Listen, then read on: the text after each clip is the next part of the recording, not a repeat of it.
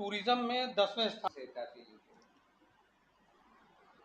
संगम नगरी प्रयागराज में युवाओं को सनातन से जुड़ते हुए तो आपने देखा होगा, लेकिन आदि कैलाश की यात्रा, दुर्गम यात्रा को युवा इस समय कर रहे हैं। संगम नगरी प्रयागराज के 10 युवाओं ने इस यात्रा को किया है। उनमें से हमारे साथ निलय शुक्ला हैं, जो कि 10वें यात्री हैं। अभी तक इस यात्रा को लगातार लोग करते आए हैं और इस कठिन और दुर्गम यात्रा को करने में बहुत दिक्कतों का सामना करना पड़ता है। लेकिन निलय ने किस तरह से यात्रा की, किस तरह से उस मुकाम तक पहुंचे और दर्शन करके सकुशल वापस आए और हमको वो इंटरव्यू दे रहे हैं। स्वागत है आपका निलय, किस तरह की यात्रा रही आपकी? जी नमस्कार। यात्रा काफी आनंदमयी रही, प्रभु की कृपा रही, गुरुजनों का आशीर्वाद और आप लोग का स्नेह रहा, तो यात्रा सकुशल संपन्न हुई। तो लगभग 8 दिवस की यात्रा थी, 31 मई से 8 जून तक। तो इस यात्रा में कहाँ कहाँ पे आपका पड़ाव रहा, क्या क्या किया आपने, बताएं।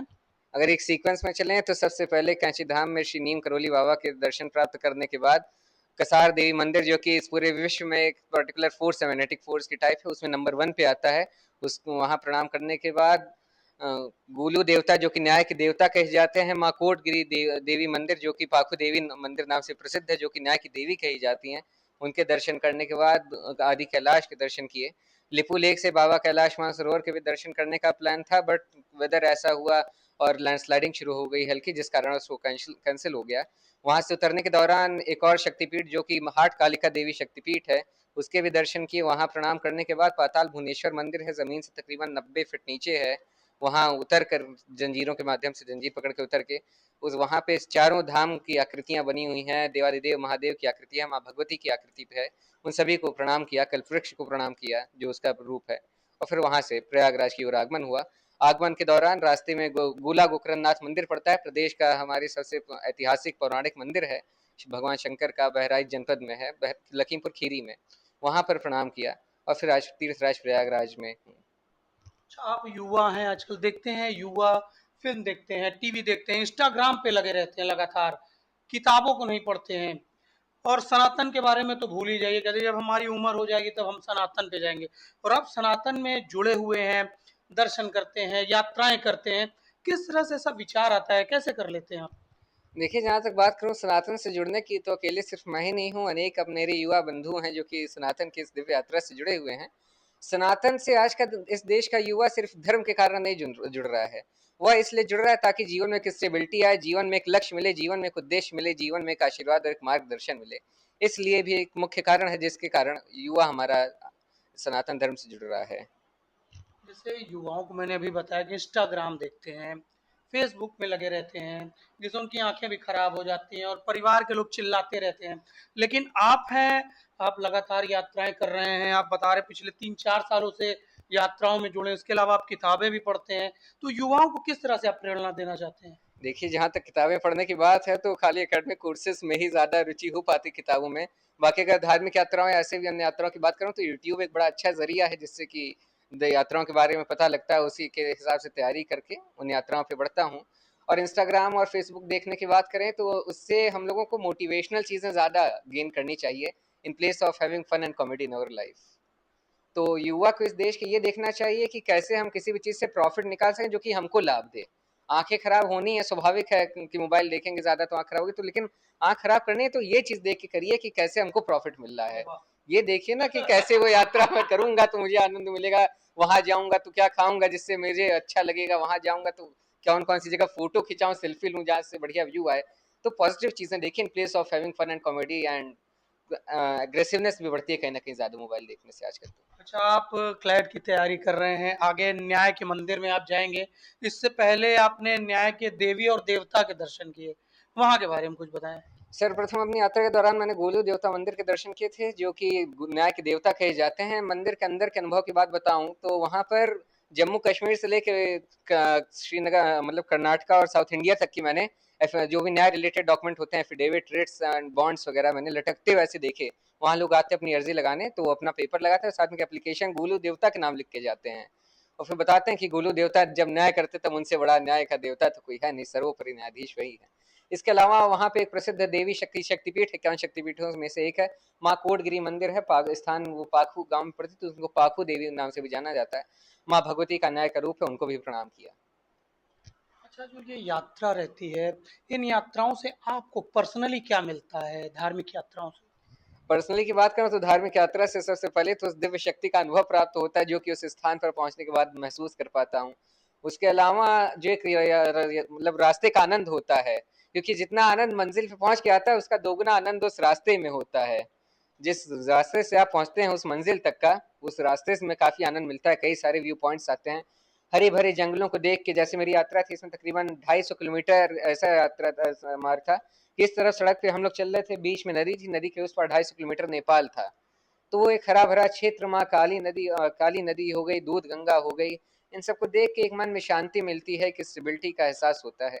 और एट लास्ट तो बाबा आदि कैलाश के दर्शन प्राप्त करके और अन्य सिद्ध स्थानों के दर्शन प्राप्त करके मन को जो शांति मिलती है उनको शब्दों में बयां कर पाना मुश्किल है। अच्छा, आदि कैलाश के लोग यात्रा करते हैं, तो लौट के आके बीमार पड़ जाते हैं। आप गए और चैतन्यता के साथ बैठे और मुझसे बात कर रहे हैं। कितने लोग आप लोग गए थे और कितने लोग बीमार हुए? देखिए, बीमार होने की बात करूं तो सबसे पहले तो ये प्रभु की कृपा है। बीमार भी होते हैं तो कष्ट मिलता है, और कष्ट की जहां तक बात करूं तो वो कष्ट भी वरदान है जो महादेव तक ले जाए। और जहां तक बात करूं अपने सहयात्रियों की, तो मैं, मेरे माता पिता, एक साथ का परिवार और था जिनमें कि एक दंपति और उनका 3 वर्ष का बच्चा, हाँ? 3 वर्ष का उनका बेटा था। बड़ी चंचल प्रवृत्ति का है, अथर्व नाम है उसका, और वो भी साथ हम लोग के गया। अच्छा। हाँ, हालांकि बच्चा था इस कारण उसकी थोड़ी तबीयत खराब हुई, वोमिटिंग वगैरह होती है भाई, गोल गोल पहाड़ है ऐसे भी। बट वो प्रभु की कृपा रहती है। और मेन चीज है क्लाइमेटाइज होते हुए बढ़ना। जैसे मैं प्रयागराज से पहले गया, नैनीताल रुका, नैनीताल से गया मुंशियारी रुका, मुंशियारी से गया चौकुरी रुका, फिर धारचूला के बाद एक कुटी नाम की जगह पड़ती है। थोड़ी लापरवाही मुझसे ये हुई कि मैं मुंशियारी से प्रस्थान किया और फिर रात्रि विश्राम डायरेक्ट कुटी में किया, जबकि प्रॉपर फोरम यह कि मुंशियारी से हम धारचूला जाएं, वहां रुके, फिर धारचूला से गूंजी एक गांव है, गूंजी में रुक के तब कुटी पहुंचे, तो कहीं तबीयत नहीं बिगड़ती।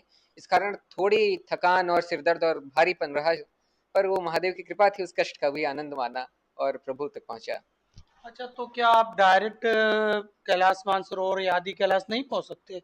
यहाँ डायरेक्ट जाएं, वहां उतरे और दर्शन करें, चलिए।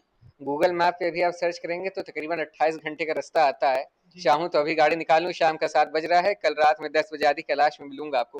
लेकिन उसके बाद शरीर की क्या अवस्था होगी, क्योंकि क्लाइमेटाइज नहीं हो पाएगी बॉडी। और डायरेक्ट 40 डिग्री से मैं 4 डिग्री पहुंचूंगा, 10 डिग्री का 10 गुना टेम्परेचर घटेगा। तो उसकी गणना कर पाना मुश्किल है, उसका आंकलन कर पाना मुश्किल है, तो उसके कई साइड इफेक्ट आते हैं।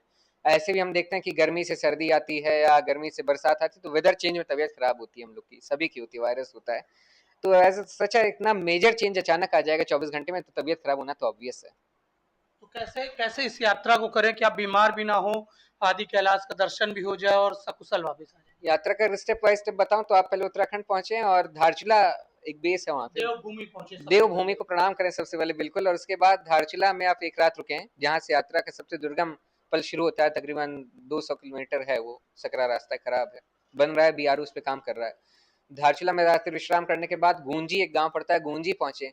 प्रयास करें कि गूंजी में ही फिर अपना बेस कैंप रखें। लापरवाही थी मेरी कि मैं कुटी पहुंचा, बाकी तो महादेव की कृपा थी, उन्होंने जो मार्ग दिखाया। तो गूंजी को बेस माने, वहां 2 दिन रुके। पहले दिन आदि कैलाश के दर्शन करें, एवं दूसरे दिन गूंजी से लेफ्ट रूट जाती है आदि कैलाश की ओर। आदि कैलाश दर्शन करके आके दूसरे दिन दाएं और मार्ग गया ओम पर्वत।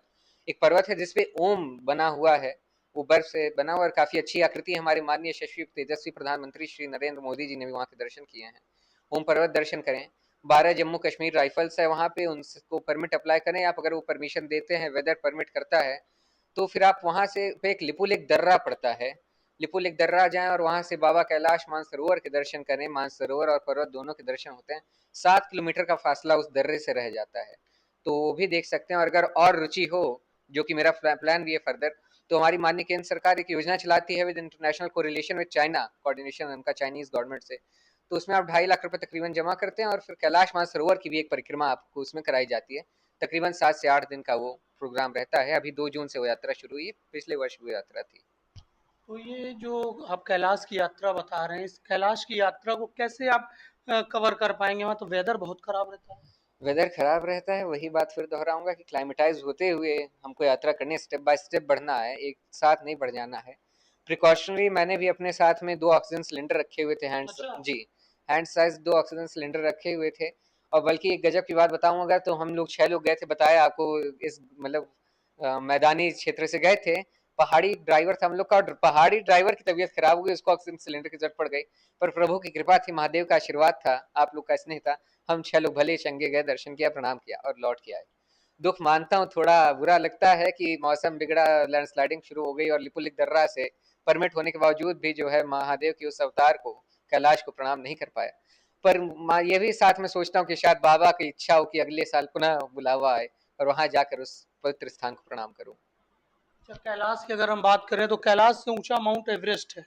लोग माउंट एवरेस्ट पे फतेह कर लेते हैं, लेकिन जो है कैलाश को कभी किसी ने फतेह नहीं किया, वहां किसी ने झंडा अपना नहीं गाड़ा।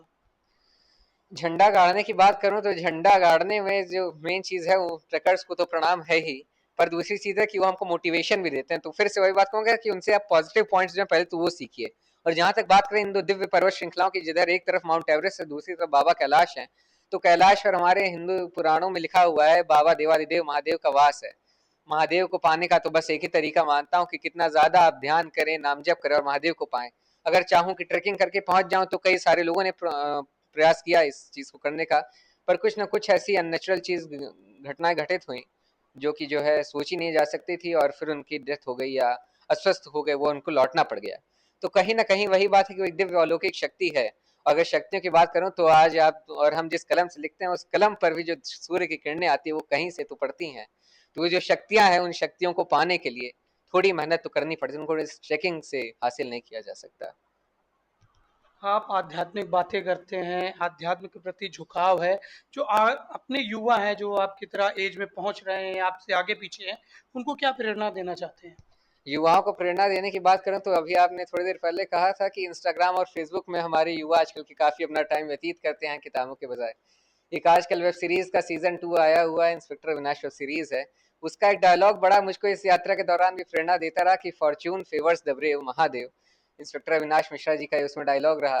तो कहीं ना कहीं जो आजकल का हमारे सोशल मीडिया भी है, ये भी कहीं ना किसी जरिए से, सारी सोर्सेस नहीं बट कुछ पर्टिकुलर सोर्सेज जो हैं हमको हमारे धर्म, हमारे सनातन की ओर न सिर्फ मोटिवेट करते हैं बल्कि उनको पाने की, उस सनातन की यात्रा पे चलने के लिए भी साहस देते हैं।